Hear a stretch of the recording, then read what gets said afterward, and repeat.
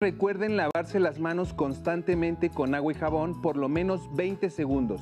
Si necesitan salir, usen correctamente el cubrebocas, es decir, protegiendo nariz y boca, y mantengan la sana distancia, o sea, aléjense de las demás personas mínimo 1,5 metros. El propósito de esta sesión es reconocer el proceso de conquista y de colonización del México antiguo y el periodo fundacional de Nueva España. Deben recordar que el periodo virreinal inició con la conquista de Tenochtitlan el 13 de agosto de 1521 y que los primeros años de dominio español fueron vertiginosos, ya que ocurrieron diversos acontecimientos en la naciente sociedad novohispana. Para alcanzar el propósito de la sesión, la he dividido en 4 ámbitos de estudio: político, económico, social y cultural. Les recomiendo que tengan a la mano una libreta y un bolígrafo para que hagan sus anotaciones. También pueden utilizar su libro de texto para que consulten imágenes o los temas en particular. Vamos a iniciar la sesión indicando 2 conceptos importantes del periodo virreinal: conquista y colonización. Como pueden ver en la diapositiva, conquista se refiere al efecto de controlar mediante la fuerza armada o militar un territorio o posesión. Pueden apreciar en la imagen un detalle del Códice Florentino, donde se observa cómo los españoles y sus aliados rompen el cerco mexica en el lago de Texcoco. En esta otra diapositiva vemos que la conquista también se basó en la violencia, el terror y la crueldad. Apreciamos el códice llamado Manuscrito del Aperreamiento. En él observamos cómo se utilizaba a los perros en la conquista. En esta otra diapositiva se define el concepto colonización, que supone el establecimiento de una colonia o grupo de personas por parte de un país en un territorio ajeno o alejado de sus fronteras. En la imagen del Códice Florentino vemos cómo un grupo de españoles ya establecidos en la Ciudad de México reciben a un grupo de indígenas. En esta otra imagen apreciamos el desembarco de algunos colonizadores españoles en el puerto de Veracruz y traen consigo productos y animales nunca antes vistos en Mesoamérica. La introducción de estos productos y animales son considerados también parte de la colonización. Ahora que tenemos más claros los conceptos de conquista y colonización, podemos continuar con el primer ámbito de estudio del periodo virreinal, el ámbito político. Seguramente recuerdan que el ámbito político se refiere a las formas de gobierno y a la organización de las instituciones públicas. Como ya he mencionado, el periodo virreinal inicia con la conquista de México Tenochtitlan y un antecedente importante a este hecho son los viajes de exploración. ¿Recuerdan cuáles fueron? Se los diré con esta diapositiva. En 1517 zarpó de Cuba don Francisco Hernández de Córdoba. En 1518 de la misma isla incursionó Juan de Grijalva. Y en 1519 Hernán Cortés se dirigió a explorar más allá de Cuba. Estas 3 exploraciones fueron patrocinadas y organizadas por Diego Velázquez, gobernador de Cuba, con quien Hernán Cortés tendría conflictos.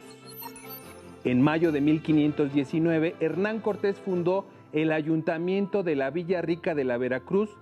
Con este hecho, jurídicamente se independizó de Diego Velázquez. Por otra parte, desde este lugar, Cortés inició formalmente su campaña militar para la conquista de Tenochtitlan. En este mapa se traza la ruta que siguió Hernán Cortés para llegar a Tenochtitlan. Con algunos pueblos pudo tejer alianzas para enfrentar a los mexicas. Sin embargo, en Cholula, un pueblo aliado a Tenochtitlan encontró resistencia. Se enfrentaron y el resultado fue una matanza de indígenas. En noviembre de 1519, Cortés, sus soldados y sus aliados llegaron por primera vez a Tenochtitlan y se entrevistaron con Moctezuma, el huitlatoani de aquella gran ciudad. Después de la llegada de los españoles a la ciudad mexica, Moctezuma les ofreció alojamiento en el palacio de Axayácatl. Pocos días después, los españoles lo apresaron para obligar al pueblo mexica a su rendición. Hernán Cortés viajó imprevistamente en 1520 a Veracruz, ya que Diego Velázquez había enviado a Pánfilo de Narváez para apresarlo, pero no lo logró. Mientras tanto, en Tenochtitlan, Pedro de Alvarado planeó una matanza en el Templo Mayor, como se presenta con estas imágenes pertenecientes al Códice Florentino. Cabe precisar que los mexicas lograron expulsar a los conquistadores de su ciudad. Después de que Tenochtitlan fue sitiada por los españoles durante varios meses, padeciendo de escasez de alimentos y sin agua potable, los mexicas finalmente cayeron a manos de los conquistadores el 13 de agosto de 1521. Esta fecha es considerada el inicio del periodo virreinal. No pasó mucho tiempo para que los españoles diseñaran una nueva ciudad y para 1522 Hernán Cortés recibió de la corona española el nombramiento como capitán general y gobernador de la Nueva España. En ese mismo año traslada el ayuntamiento de la Villa Rica de la Veracruz a Coyoacán, en donde Cortés establece la sede de su gobierno. Con ello sienta las bases de la organización política y administrativa de Nueva España. De 1522 a 1526 los españoles continuaron con el proceso de conquista. Cortés organizó nuevas expediciones y encargó al capitán Alonso de Ábalos la conquista del territorio de Colima. A Pedro de Alvarado lo comisionó para que explorara y conquistara la región mixteca-zapoteca. Su misión se extendería a Chiapas y Guatemala. A Cristóbal de Olid, otro de sus capitanes, le encargó la expedición marítima a las Ibueras, actual Honduras, mientras que Hernán Cortés partió hacia el sur de Mesoamérica, el 12 de octubre de 1524. Por otro lado, Francisco Montejo logró conquistar el actual Yucatán en 1546. La organización política de la Nueva España tomó elementos de la estructura de los pueblos mesoamericanos, como los señoríos, así como de la organización política de la metrópoli, que ya había impuesto en otros territorios colonizados como la Española y Cuba. Por órdenes reales, en 1527 se crea la primer Real Audiencia y en 1532 la segunda Real Audiencia, con el fin de organizar políticamente los nuevos territorios. Pero en 1535 es cuando se funda formalmente el virreinato con el primer virrey Antonio de Mendoza. Esta institución política desaparecería en 1821 con la independencia de México. Ahora iniciemos el segundo ámbito de estudio, el ámbito económico. Recuerden que este ámbito se refiere a la forma en que se produce la riqueza, se comercializa y se distribuye. La primera forma de trabajo impuesta por los conquistadores fue la encomienda, y esta consistió en repartir señoríos a los conquistadores, a quienes se les denominaba encomenderos. Los encomenderos recibían del señorío una renta o tributo que podría cubrirse con metales preciosos, leña, vestido, productos agrícolas o mano de obra. Los encomenderos conservaban gran parte del tributo para sí y una porción era para la corona. El compromiso que los encomenderos tenían era proteger al señorío y evangelizarlo. Los encargados de recopilar y entregar el tributo a los conquistadores eran los gobernantes de los pueblos llamados caciques. En estas imágenes podemos ver cómo el encomendero recibía el tributo. Una parte era para él y otra para la corona. En esta otra imagen apreciamos que si el tributo era poco o los indígenas no entregaban lo correcto, los españoles los sometían incluso hasta la muerte. Estas imágenes son tomadas del Códice de Petlaustoc. Como pueden apreciar, la primera organización económica tomó como base la organización política del señorío e incluso el cobro de tributos. Hay que recordar que la principal actividad económica de Mesoamérica fue la agricultura y su principal alimento era el maíz. Con la llegada de los españoles esto cambió, ya que introdujeron nuevos alimentos, vegetales y animales de corral. Podemos mencionar al cerdo, que fue un animal muy importante porque con su crianza dio inicio a la ganadería menor en Nueva España. Su producción pronto fue tan numerosa que estuvo al alcance de cualquiera. Por su parte, las vacas, cabras y ovejas se introdujeron a Nueva España un poco después, pero hacia 1523 ya se registra su existencia, aunque la cría del ganado mayor se reservó para los españoles. Respecto a los cultivos, los españoles introdujeron el trigo para elaborar el pan, la caña para la extracción del azúcar y aguardiente, el nogal y el olivo.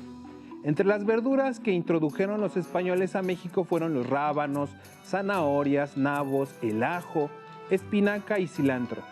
Entre las frutas encontramos naranja, durazno, manzana, pera, mandarina, limón, higo y uvas.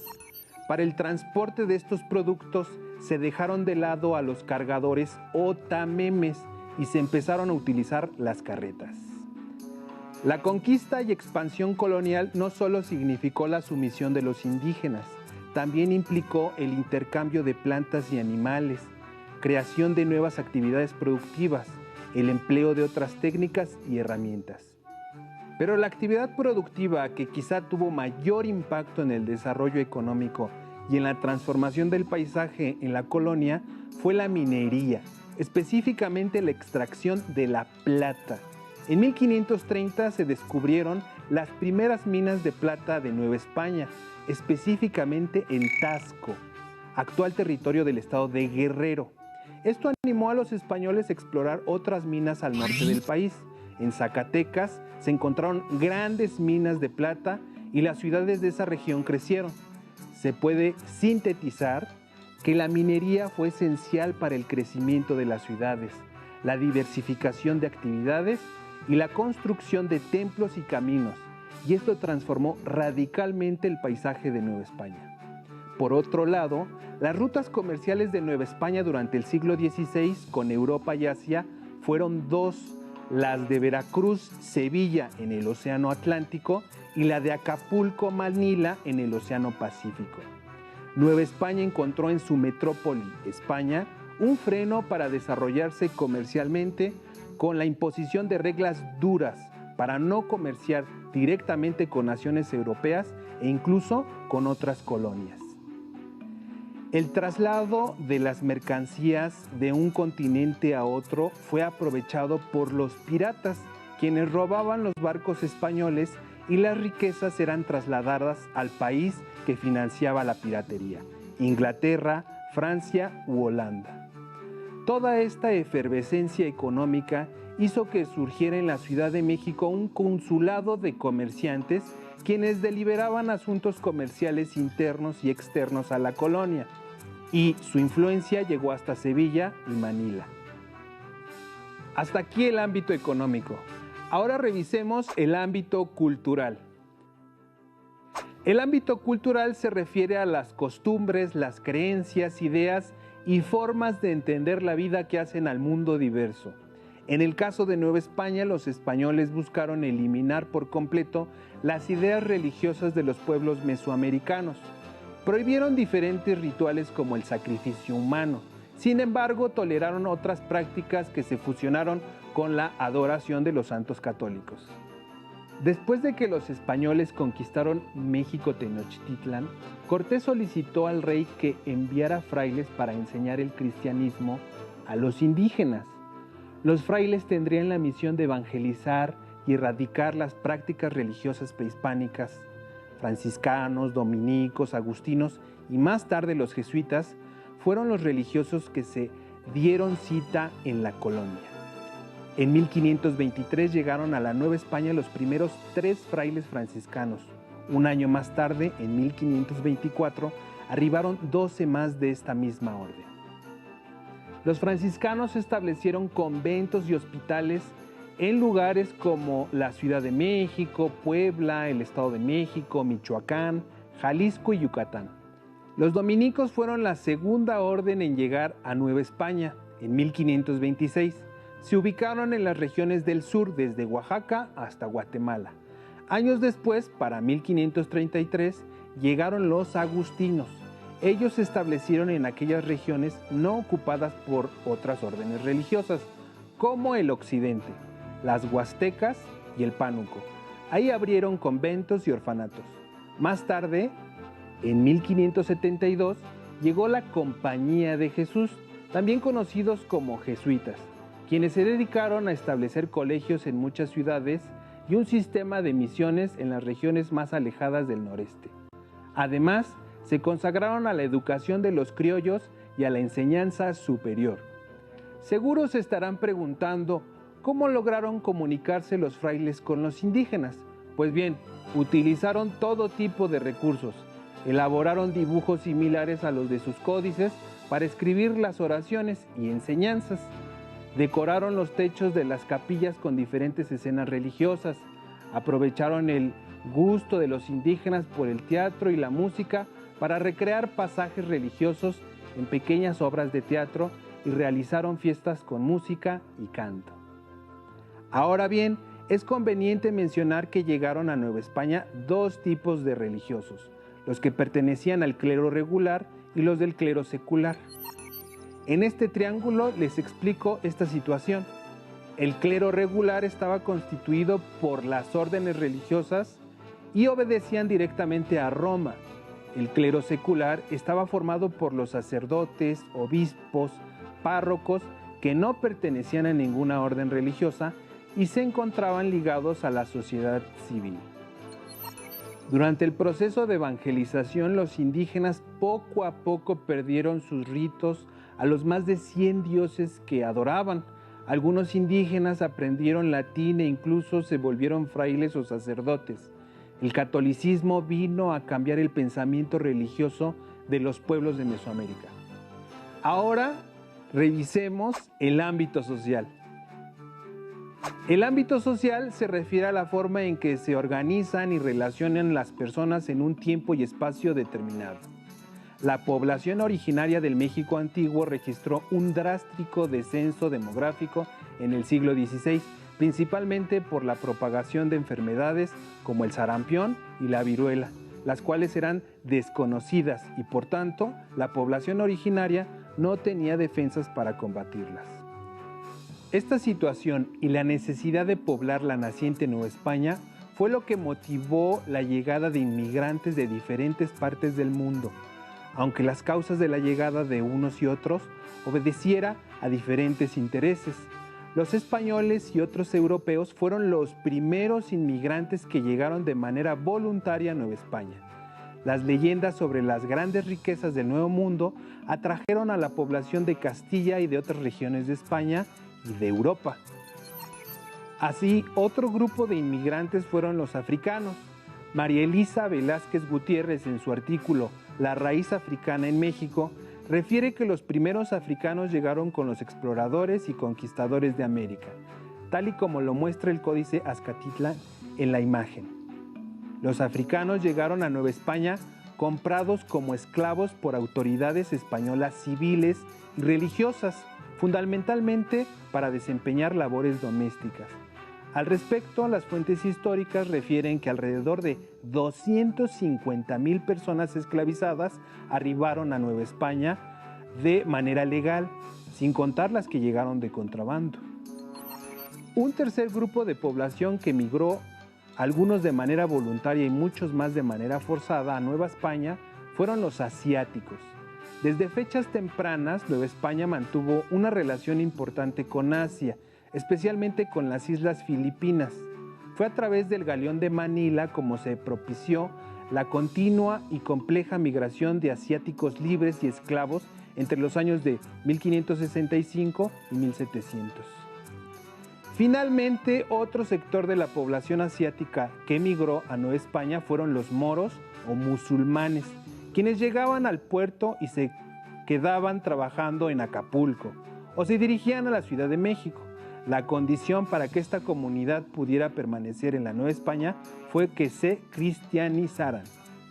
La presencia de personas europeas, africanas y asiáticas en la compleja sociedad novohispana originó no solo el encuentro e intercambio cultural entre indígenas, africanos, asiáticos y españoles, sino con el tiempo el mestizaje étnico. así como las intenciones de los españoles por reforzar un sistema de estratificación social basado en el origen étnico a través de la denominación de castas. Hasta aquí el ámbito social. El propósito de esta sesión fue reconocer el proceso de conquista y de colonización del México antiguo y el periodo fundacional de Nueva España. Como vimos, los primeros años de la vida virreinal fueron diversos y dividirlos en sus ámbitos de estudio nos ayuda a analizar cada uno de mejor forma. Conocerlos es conocer parte de nuestro pasado y nuestro presente, ya que muchas cosas de la cultura virreinal hoy las seguimos practicando. El reto para el día de hoy es que elaboren un mapa conceptual con las principales características económicas, políticas, sociales y culturales de Nueva España en el siglo XVI. Recuerden que en su libro de texto pueden obtener más información sobre el tema. En su casa seguramente tienen revistas, libros o tal vez un teléfono inteligente con el que pueden investigar más acerca de estos procesos históricos en Internet. Listo, terminamos, pero aún nos queda mucho por explorar y descubrir, así que nos vemos pronto aquí en Aprende en Casa 3. Hasta la próxima.